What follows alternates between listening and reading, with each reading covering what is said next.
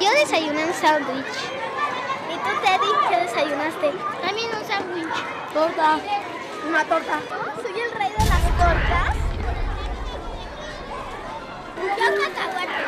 Nuggets. Galletas con leche. Yo comí un sándwich de pollo. Un chocolate bolita, unos bigotes y un cereal. Me estaba comiendo unos pelonetes. Yo me comí 2 helados. Cami se comió todo el menú. Cami tiene poderes. En lugar de los 4 elementos son los 4 alimentos. Son tortas, tamales, atole y frijoles. Bueno, estamos reunidos para dar inicio a una estrategia fundamental, a una estrategia integral que nos permita enfrentar el gravísimo diría yo, problema que representan la obesidad y el sobrepeso en nuestro país. México es actualmente el país con el mayor número de personas adultas con sobrepeso en el mundo y también somos, por desgracia, el país con el mayor problema de obesidad infantil en todo el mundo. Somos el primer lugar en obesidad infantil. El número 1 en obesidad en niños. El primer lugar.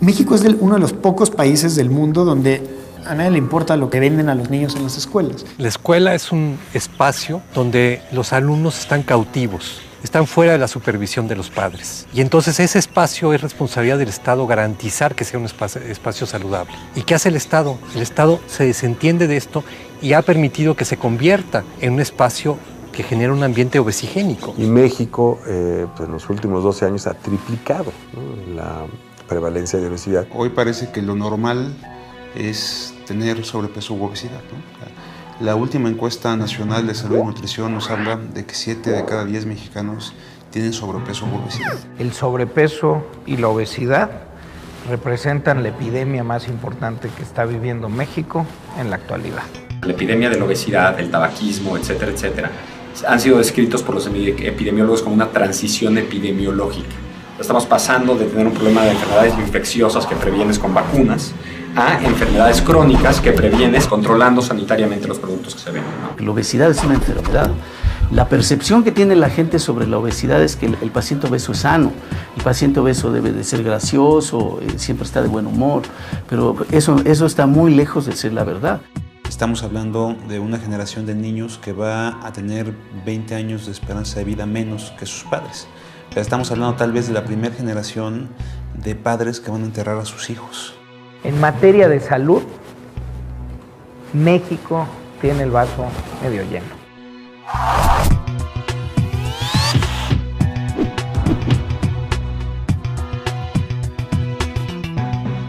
Mi padre fue una persona gordito. Mi suegra pesaba 120 kilos. Mis cuñadas son gorditas. Tengo un sobrino que tiene sobrepeso, mi hija, yo. Yo llegué a pesar hasta 110 kilos. Creo que mi vida fue muy carente de muchas situaciones de alimentación. No tenía una alimentación muy balanceada. Yo comía pues, lo que hubiera, ¿no? Tortas, tacos, caldos de gallina, de pollos. Me decían, es que estás gorda, ¿no? Y yo decía, pues, sí estoy gorda, ¿no? No me interesa, yo voy a comer. Por la misma depresión, sabía el daño que me estaba haciendo, pero seguía comiendo, seguía sin hacer ejercicio, así como que hundiéndome un poquito en eso, ¿no? Mi hija tuvo problema de inicio de diabetes. Mi esposo es hipertenso. Y ahora ya con el problema del sobrepeso, pues esperemos que no llegue a la diabetes, ¿no? La diabetes es la primera causa de muerte en México. El 90% de los casos de diabetes se relacionan con sobrepeso y obesidad. La obesidad es una enfermedad multicausal. No existe una sola explicación de por qué alguien es obeso. Para tener los niveles de sobrepeso y obesidad que tenemos actualmente, que están entre los más altos del mundo, es un cambio brutal en la dieta. El consumo de frutas y verduras cayó un 40% en un periodo de 14 años. Y somos el país consumidor número 1 de refrescos. La creciente industrialización de muchos productos y energía cada vez más económica, no tan buena, pues se vuelve una condición importante. La tecnología ha hecho que la gente se ejercite menos, esté más tiempo en casa, se vea más televisión. Es un tema de cultura, de la indulgencia primero que todo lo demás. Antes de pensar en que el producto me haga bien, estoy pensando en que el producto me sepa muy bien. El problema es ambiental y es un problema reciente. Sin duda no es un tema médico, no, es un tema de educación, es un tema relacionado a nuestro sistema educativo. Yo recuerdo de joven, estábamos obligados a hacer 1 hora, 1 hora y media de ejercicio. Después vino las políticas para tratar de masificar la educación y la verdad es que no teníamos suficientes aulas ni teníamos los suficientes maestros para atender a toda la población. Pues eliminaron una serie de materias, entre ellas me parece la educación física. Así que es desde ahí, desde la educación, en donde debemos de comenzar a cambiar los hábitos, tanto alimenticios como los hábitos de la activación física. Según un artículo de New England Journal of Medicine, la probabilidad de que un niño sea obeso aumenta en un 60% por cada porción extra de refresco que consume al día. Primeramente era una adicción, tantito del refresco, de la sensación de lo frío, de lo dulce. Desafortunadamente son ricos, ¿no? Y que a la vez pues, llevan a que uno siga pues autodestruyéndose, porque es lo que hace el refresco, ¿no? Destruirnos, ¿no? Tuve problemas muy serios de alcoholismo también. Pues dejar el alcohol fue tal vez de algún modo hacer una aceptación. Decir ya no, porque yo cometía muchos actos de mal juicio. Y con el refresco, pues no, es todo lo contrario. Me conlleva a estar bien, a no estar fuera de mis alcances, de mis sentidos, ¿no? Y aún el agradable sabor del refresco.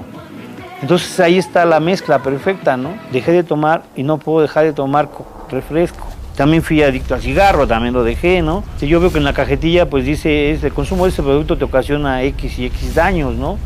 Y yo digo que el refresco debe hacer lo mismo, no debe tener ¿sabes qué? Si eres hipertenso, este refresco contiene tal cantidad de azúcar que tu glucosa, que tu organismo lo va a asimilar de una forma diferente al de otra persona, ¿no? Por cada medio litro de refresco o de jugo de frutas, los mexicanos consumen 60 gramos de azúcar. Hay una comisión de salud, hay una dependencia que pues rige todo eso, ¿no? Todo lo que es salud, entonces también deben de ver, pues son eslóganes, pues, así como anuncian la Coca-Cola con la chica, pues también anunciar a dónde te va a llevar la Coca-Cola si la consumes en exceso, ¿no? Parte fundamental de la política pública ha estado encaminada a poder mantener los mensajes de concientización en la población. Hemos logrado que en México todos los meses de abril los partidos de fútbol sean con el balón naranja en señal del combate a la obesidad infantil. Por cada spot del gobierno o de alguna instancia diciendo, ¿no?, hay que comer bien, hay que hacer ejercicio, ¿no?, hay 60 de la industria alimenticia diciendo, compra este producto. No hay una legislación que regule qué es lo que deben de ver los niños en un momento determinado. La comunicación hoy en día no es como lo era hace algunas décadas, es más responsable. Aquí en México es famoso el tigre toño, ¿no? O sea, el que sale en un producto que se llama Azucaritas. Y sale el tigre toño y te dice, si comes esta cosa, ¿no?, vas a brincar 3 metros, ¿no?, y vas a ser un gran atleta, cuando en realidad vas a dejar de brincar. Nuestra Agencia de Regulación Sanitaria, por supuesto que está pendiente de la comunicación y de los anuncios que pudieran estar engañando al consumidor. Zucaritas contiene el 40% de su peso en azúcar. Un alimento que contiene más del 15% de su peso en azúcar es considerado riesgoso. A nivel mundial, Kellogg's gastó en 2011 cerca de $1,000 millones en publicidad. 10 veces lo asignado en 2012 a la Comisión Nacional de Derechos Humanos en México. Lo que puedo hacer yo con mis hijos para que tengan buenos hábitos alimentarios es una batalla contra una campaña publicitaria multimillonaria que está en la televisión, está en la calle, está en el súper, ¿no?, está en las mochilas de los demás niños, está en las camisetas. Los niños se han convertido en un negocio y el sacrificio de su salud va de por medio. En 2011, FEMSA pagó a The Coca-Cola Company cerca de 870 millones de pesos en publicidad, equivalente a 3 veces lo asignado en 2012 al Programa de Educación Inicial Básica para la Población Rural e Indígena. En 2012, pagó 86 millones de pesos a Grupo Televisa por el mismo concepto, casi el doble de lo que se le asignó a la producción de obras literarias del Consejo Nacional para la Cultura y las Artes. Mi familia, lo que es mi núcleo, mi preocupación fue ver a mi hija. Tuvo situaciones en la escuela, en la primaria, en la secundaria, que te causan pues, dolor, ¿no?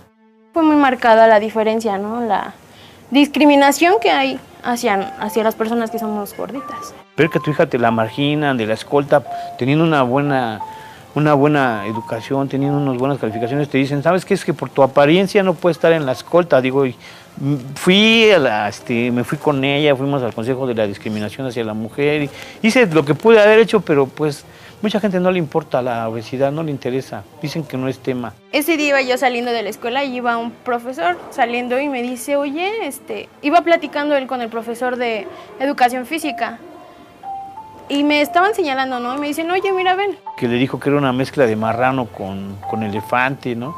Le conté a mis papás ese día llorando, llegué y mi papá bien, no sé, exaltado, ya quería ir a decirle todo, ¿no? Quería ir a golpear al maestro. No sé qué le voy a hacer a este tipo, ¿no? Pero gracias a Dios no le hice nada. Pero sí le dio un susto. Merecido lo tenía, ¿no? En la industria alimenticia tenemos una gran cantidad de empresas, gran cantidad. O sea, no solamente son 2, como en el caso de las tabacaleras, pero además muchas de ellas son mexicanas y muy poderosas. O sea, Bimbo es un gigante mundial, ¿no? Y Lorenzo Cedvige es público y es una persona que está propietaria de Bimbo, que está íntimamente vinculada con el Partido Acción Nacional, ¿no? O sea, yo creo que a pocas personas le puede tomar el teléfono al presidente Calderón tan rápido como a don Lorenzo Cedvige. Las tácticas que usa la industria del tabaco y las tácticas que actualmente está utilizando la industria alimentaria, pues podríamos ver que hay una similitud muy importante. Un ejemplo importante es la evidencia que se ha acumulado, por ejemplo, en lo que se refiere a bebidas azucaradas. Hay evidencia científica muy importante que los vincula al incremento de la obesidad y que los incrementa con un riesgo importante de diabetes. Sin embargo, la industria pues tiene financiamientos, investigadores que tienden a aportar evidencia de lo contrario. Y las estrategias que está siguiendo esta industria están llevando a un enfrentamiento muy fuerte. Las empresas quieren meterse a definir cuáles son las políticas que se tienen que hacer y obviamente hay un conflicto de intereses. Saben el problema de salud que están generando, entonces tienen una estrategia muy articulada y han creado este grupo que se llama Con México. Con México. Allá desde el nombre es, ¿no? O sea, somos las empresas, ¿no?, de la industria alimenticia, que estamos con México. Y con México, no lo digo yo, con México ha sido un actor fundamental en bloquear las regulaciones. Y lo dice el relator especial de Naciones Unidas por el Derecho a la Alimentación en su informe sobre México. El propio secretario de Salud es hijo del fundador de Con México, que dice hay que dejar a las empresas que se autorregulen. Yo digo, es posible que tú no escojas a tu padre, pero si estoy repitiendo la ideología de mi padre de que las empresas se tienen que autorregular, pues bueno, ¿cómo está un secretario de Salud en ese cargo siendo un defensor de los intereses de las grandes corporaciones? Hay un acuerdo de autorregulación que funciona. La obligación de proteger le corresponde al Estado. Si una empresa se está autorregulando, entonces esa autorregulación no es una forma de tutelar el derecho a la salud. La regulación por parte del Estado a esa empresa sí es una forma de tutelar el derecho a la salud.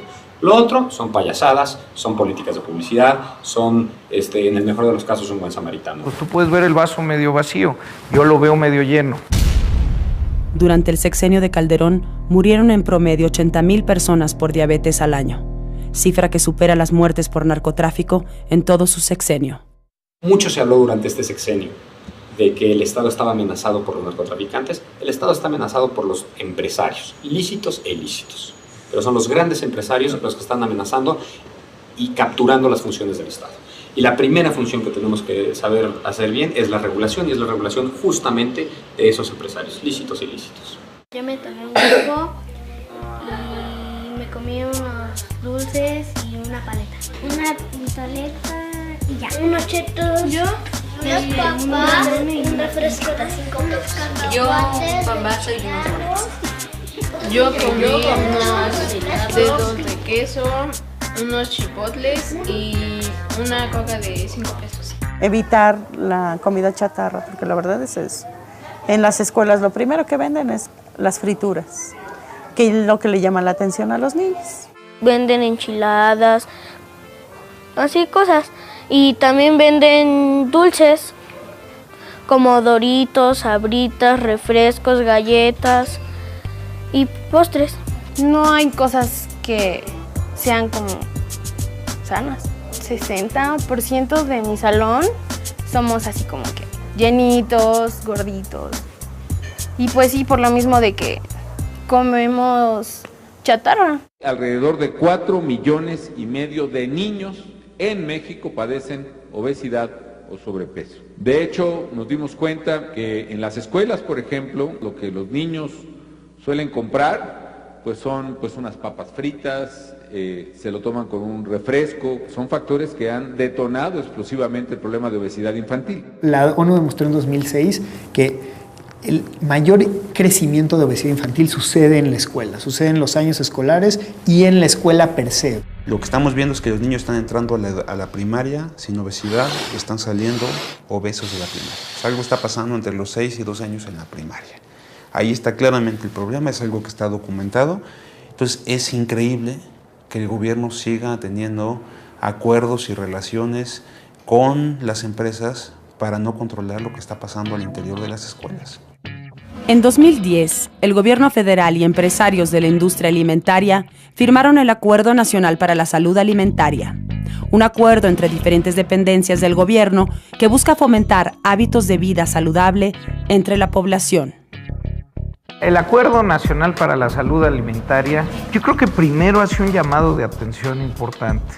Es decir, yo creo que no se debe de menospreciar el hecho de que todos los actores involucrados o que tengan una posible influencia en hablar del tema obesidad y activarse o trabajar en favor del combate frontal al sobrepeso y la obesidad lo hayan hecho. El secretario de Educación hace unas declaraciones muy fuertes diciendo que le van a entrar en serio a la venta de comida chatarra en las cooperativas de las escuelas públicas.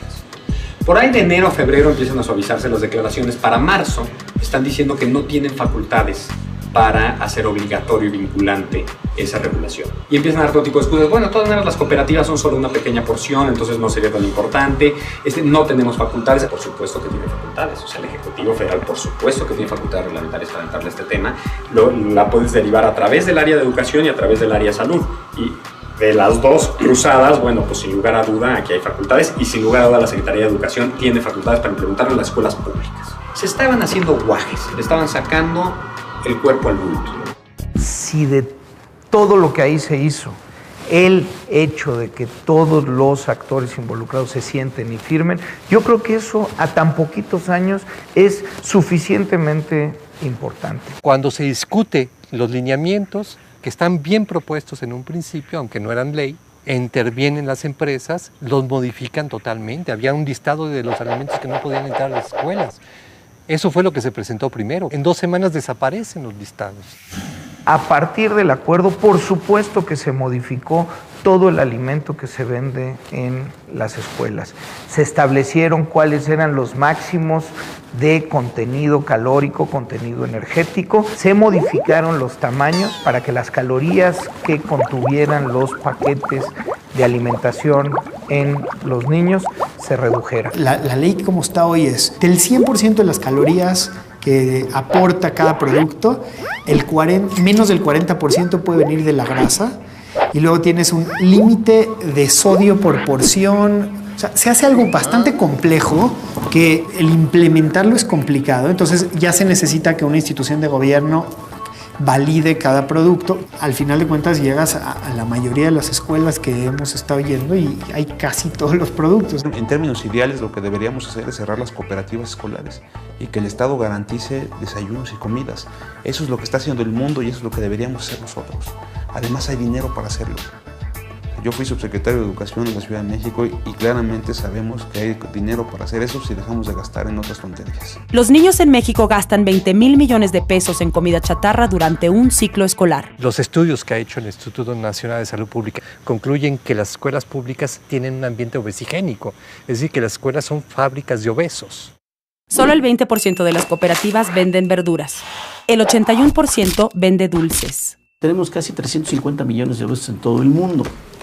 Entonces, 350 millones de obesos en todo el mundo pueden colapsar cualquier economía, porque realmente es extraordinariamente caro lo que resulta tratar no nada más la obesidad, sino las enfermedades que van asociadas a la misma. En 2008, que es el dato que reportó el entonces secretario de Salud, Córdoba Villalobos, hablaba que entre costos directos y costos indirectos la obesidad nos estaba costando 68,000 millones de pesos anuales. Para el 2017 se estima que sea 150,000 millones de pesos, equivalente a 5 veces el presupuesto de la UNAM en 2012. Pues estas cifras sí nos llevan a pensar que de no actuar en periodos rápidos y actuar, digamos, efectivamente, pues sí podría llegarse a poner en riesgo el sistema de salud en México. Hay un tema de la productividad del país. Es muy distinto el mantener a uno de los derechohabientes dentro del sistema productivo, trabajando todos los años que tiene que trabajar hasta que se jubile, en lugar de, como lo vimos en una intervención médica que me tocó ver en el Hospital Zaragoza, tratando de prevenir el tener que amputar una pierna a un paciente, pues lógicamente por el efecto que ya había tenido la diabetes. Estamos hablando de que la obesidad propicia enfermedades crónicas, degenerativas, es decir, enfermedades que no tienen solución, que no tienen cura. Una persona que padece de diabetes ingresa al sistema de salud y no vuelve a salir. Se convierte en una renta mensual, ¿no? Entonces entra, a lo mejor nos cuesta 2,500, 3,000, 5,000 pesos mensual, hasta que se muere. Sin considerar que como son enfermedades crónicas y degenerativas, también puede tener otro tipo de consecuencias que van agravando la enfermedad. Las proyecciones es que tan solo lo que estamos gastando hoy en diabetes, de seguir las tendencias actuales, lo que hoy tenemos en el presupuesto de salud solamente se lo vamos a dirigir a diabetes. Y falta sumarle todo lo demás. Entonces claramente estamos yendo a un barril sin fondo. Ahí yo te diría con toda certeza, no hay una amenaza de colapso. El sistema de salud pública de este país no se va a colapsar, está colapsado. Basta acercarse a la cantidad de gente de este país que está sufriendo de diabetes, que se calcula en 10 millones de personas y que se espera que pueda subir a 20 millones en unos 10 años. Es completamente equivocado pensar en un colapso del sistema de salud. La gente se está muriendo por diabetes. La cantidad de gente que requiere que le amputen un miembro por diabetes, que está quedando ciega por diabetes, tiene una relación directa por la falta de atención médica por parte del sector salud. En México tenemos lamentablemente una visión cortoplacista que reina en lo público. Entonces, pues dicen, bueno, ya le explotará a alguien la bomba, ¿no? El problema es que, digamos, los políticos se pueden ir, ¿no? Pero la gente se va a quedar y quien va a pagar los costos de no tomar decisiones hoy, pues claramente vamos a ser todos nosotros. Cuando me dijeron, oye, es que tú ya eres prediabética, tienes el colesterol, los triglicéridos, tienes todo hasta arriba. O sea, tienes que hacer algo ya. Yo tenía 13 años. Entonces en ese momento yo dije, bueno, no quiero tener diabetes a los 13 años. ¿Qué quiere Itzel para ella, no? ¿Qué quiero yo para mí en un futuro? No quiero estar todo el tiempo con insulina, no quiero tener una vida esclavizada a una medicina, ¿no? Al destapárseme la hipertensión arterial, o sea, tuve un problema de ya se me subió la presión y entonces dejé también de comer algunas cosas que me hacían daño, ¿no? Dejé de tomar dulce, porque yo era muy dado a comer muchos dulces por nervios o así comía yo por compulsión, pues. Entonces hoy he aprendido a equilibrar un poco la comida en ese aspecto. He pasado así por ortopedistas, pediatras, psicólogos, ahorita en la clínica de obesidad, empecé como que a echarle más ganas, ¿no? A hacer ejercicio, a comer menos, a comer mejor, a tomar más agua. No sé, como que empezó a cambiar el estilo de vida que tenía. Ya no estoy tan por estar yo más gordo, pero ahorita gracias a Dios pues ya trato de estar lo menos, ¿no? Y yo creo que voy en un buen proceso de estar bien y agarrar un peso pues que yo quiero agarrar, ¿no? La obesidad es algo silencioso, ¿no? Que si no lo aprendes, que si no lo atiendes a tiempo, que si no dejas de tener, como dices, ¿no? El refresco en la mesa, no vas a poder cambiar tus hábitos. Simplemente es fuerza de voluntad. No necesitas nada más. ¿Qué tenemos que hacer? Tenemos que actuar. Muy pronto vamos a relanzar nuestro programa de prevención, Preveniste le llamamos, en el que por primera vez estamos incorporando nutriólogas y a un sistema que hemos denominado MIDE, que nos permite primero, una vez que se ha detectado que existe un posible riesgo de estas enfermedades con los pacientes, nos permite empezar a trabajar con ellos en un proceso educativo y de cambio de hábitos. Hay muchos casos de éxito. Está demostrado, por ejemplo, que la regulación de los alimentos en las escuelas, únicamente permitiendo que haya alimentos saludables, frescos en las escuelas, reduce el sobrepeso y la obesidad. La solución al problema de la obesidad debe de enfocarse en dos puntos totalmente diferentes, que son la parte educativa y la parte preventiva. El desarrollo de programas sociales que van con la finalidad de favorecer que las familias puedan ejercitarse, salir al aire libre, tomar sus propias calles. Lo más importante en términos de salud es prevenir y no atender. Entonces, carajo, claro que puede ser exigible el derecho a la salud.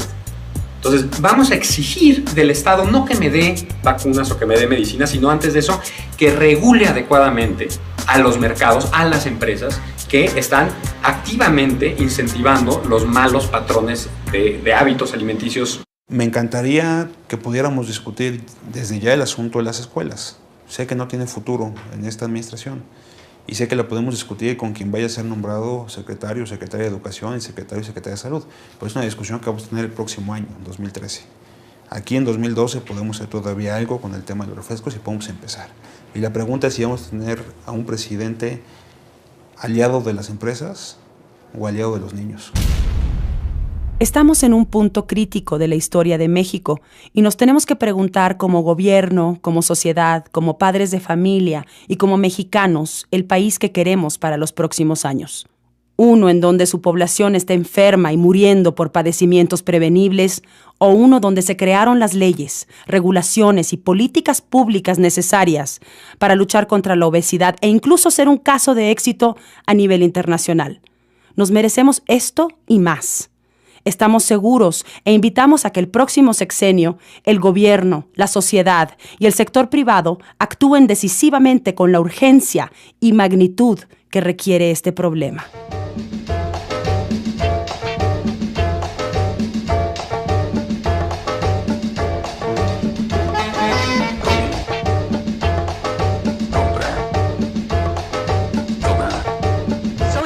Inofensivo que solo quiere rellenarte la pancita.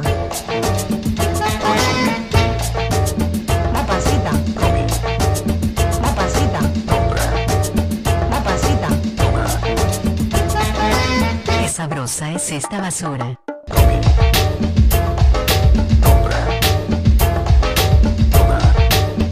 Es veneno pero rico.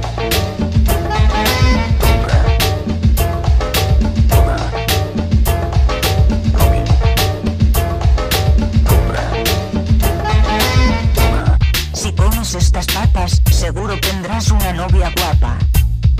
Toma este refresco y serás veloz como un rayo. Come mucho, por favor, porque nos falta tu dinero. Compra. Oye, niño, consume y serás feliz. Es veneno pero rico. Cómprala ya.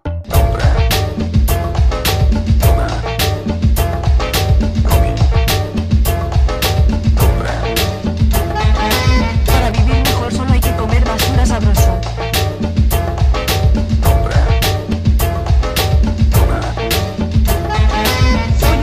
Inofensivo que solo quiere rellenarte la pancita.